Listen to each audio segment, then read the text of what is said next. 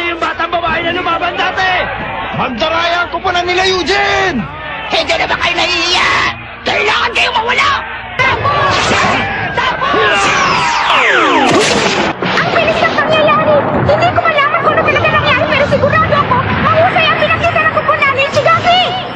Hudlit na! Nakaligtas si Alfred sa sugod na yun pero patuloy pa rin sa pagsugod ang kalaban ko po sa kanila! Kung hindi kami nakatalon, maaaring natapos na kaming dalawa ni Eugene ngayon. Ngayon, nagigipit na ang kapana ni Eugene! Ano kaya ang gagawin nila? Hindi niya kaya ang sugod niyon. Ayan! Nakikita nyo! Hinahanda ng gamitin ang Raiden!